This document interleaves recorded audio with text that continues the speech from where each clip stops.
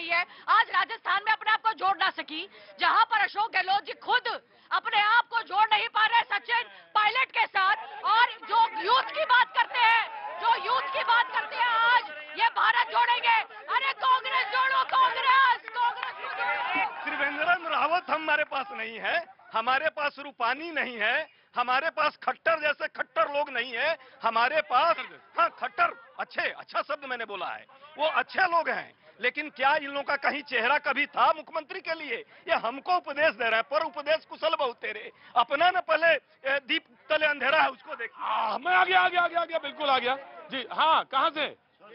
हम बिहार से हैं।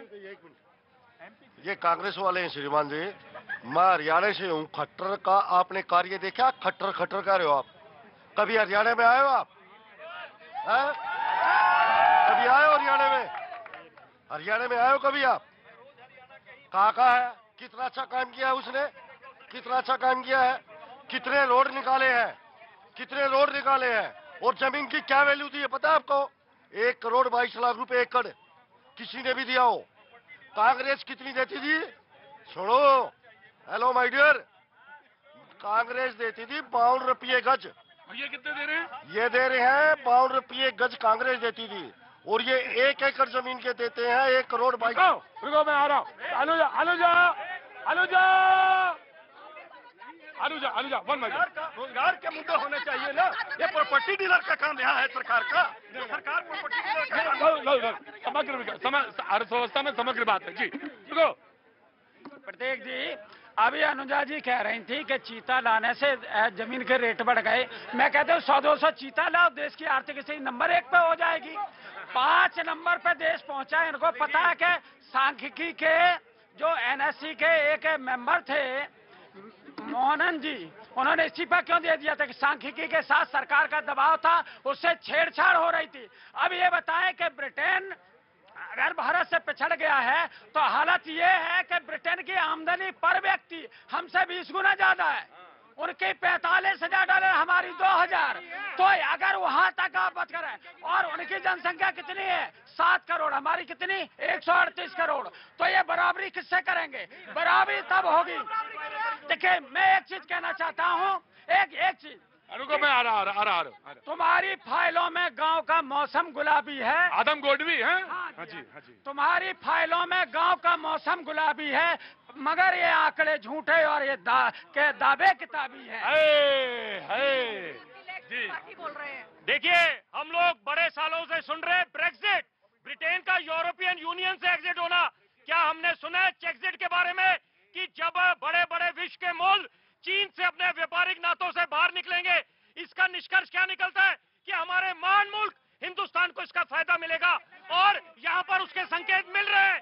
आप अपनी सोच को सकारात्मक बनाइए, राजनीति करते रहिए, राजनीति करिए, मतभेद करिए, लेकिन जहाँ पर अगर भारत अगर आगे जा रहा है उसका स्वागत करिए, सोच को सकारात्मक। वन बाई वन जी जनाब, पीस पार्टी। देखिए, जिस तरीके से हमारे काबिल दोस्त बात कर रहे हैं, मैं पूछना चाहता हूं, आपने भारत में जो बेरोजगार है उन्हें कितनों को रोजगार दिया? आप 2 करोड़ की बात करते हैं, आप 1 लाख की बात करा दीजिए। आपने रोजगार नहीं दिया, आपने युवाओं को बेरोजगार कर दिया। आप पकौड़े बिकवाने वाली बात करते हैं, बिल्कुल पकौड़े बिकवाने की बात करते हैं। जो माँ बाप अपनी खेत को बेचकर अपने बच्चों के लिए उनको MBA कराता है, इंजीनियरिंग की पढ़ाई करवाता है, और आप उनसे पकौड़े बिकवाते हैं। किस बेस पर बिकवाते हैं? नहीं, बिल्कुल। आप क्यों अपनी जमीन बेच के अपने बच्चों को पकौड़े के काम करवाऊंगा? नहीं, क्यों? पकौड़ों से ही सारा काम होता है। नहीं, आप रोजगार दीजिए, आप महिलाओं को। गलत है क्या? आदमी अपने भीख मांगने से अच्छा क्या पकोड़े तल के क्या इकोनॉमी को अपने घर को चलाए? अब आप भी पकौड़े तलिए, अब यही सजेशन है। देश के लोग अब सिर्फ पकौड़े तलेंगे। तेल 90 से 200 हो गया, पैसे कोई नहीं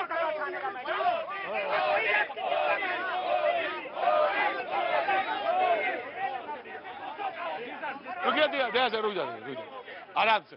अर्थशास्त्री रह गया पूरे पैनल में जी। मुझे अरे रुको, मैं आ गया, पीस पार्टी आ गया। आ रहा बेटा, क्या नाम है तुम्हारा? क्या नाम हो गया? रुकिए, अरे रुको, क्या नाम हो गया बेटा? अरमान। कहाँ से रहने वाले हो?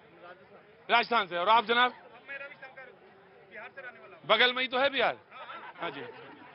मुझे प्रतीक एक बात बताइए हाँ कि हमारे जितने विपक्ष के भाई खड़े हैं यहाँ पर, उन सबका हम सम्मान करते हैं। जी 100 में से 100 बातें वो सरकार की गलत बताते हैं। तो क्या 100 में से 100 बातें करके ये देश चल रहा है? मतलब सब काम गलत हो रहे हैं और देश चले जा रहा है?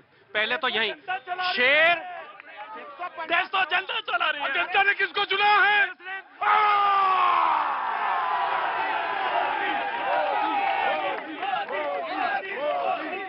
देश तो जनता चला रही है और जनता को किसने चुना? जनता ने किसको चुना? जोर से बोला करो। एक हफ्ते के लिए निकाला था। चुपचाप खड़े रहना। आया जी। No no I am coming.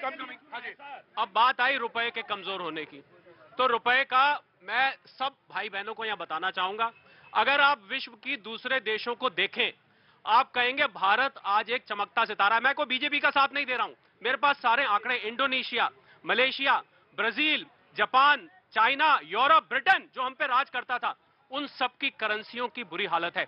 और एक बहुत इंटरेस्टिंग बात मैं बताना चाहता हूं जो कि सबको सुननी चाहिए, वो ये कि रुपया कमजोर नहीं हो रहा है, डॉलर मजबूत हो रहा है। और डॉलर क्यों मजबूत हो रहा है? क्योंकि उनके देशों में तो वो फंडामेंटल्स क्या है? फंडामेंटल अरे फर्क है, तुम अर्थशास्त्र समझोगे तो तुम्हें दोनों के बीच में फर्क समझ आएगा कि दोनों चीजों में फर्क है। और उनके देशों में इंटरेस्ट रेट बढ़ रहे हैं, वो पैसा सारी दुनिया से निकाल रहे हैं।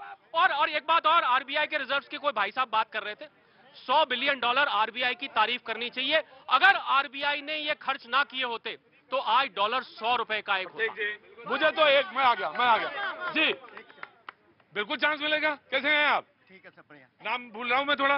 वीरेंद्र कुमार मेरा नाम है। Virendra, Valmiki colony. Yes, Valmiki colony जी, बोलिए। मैं जो ना अनुशासन, तबीयत ठीक है ना? हाँ, मैं अनुशासनहीनता के ऊपर बोलना चाहता हूँ। अनुशासनहीनता हाँ, जो कि हर पार्टियों में भी होती है, पर उसका एक लीडर होता है, जो कि नरेंद्र मोदी जी हमारे देश के प्रधानमंत्री हैं। उनका निर्णय एक होता है, पर कांग्रेस पार्टी के अंदर निर्णय लेने में बड़ी देर होती है। तो मैं उसके बारे में आपको एक गाना सुनाना चाहता हूँ। सर एक गाना सुनाना चाहता हूँ। कहाँ से आ गए वो वाल्मीकि? हाँ देखो, मैं कहना चाहता हूँ, अशोक गहलोत ने जो फिल्मी अंदाज में, मैं उसका विरोध कर रहा हूँ गाने के तौर पर, तेरा जादू चल गया ओ जादूगर, टूट गई टूट के दो भाग हो गई कांग्रेस, टूट गई टूट के दो भाग हो गई, और तेरी जिद पे मजबूर हो गई। तेरे 82 एमएलए ने इस्तीफा दे दिया, और तेरे कहने पे उसने इस्तीफा दे दिया। वक्त जोड़ दे, ब्रेक का वाह।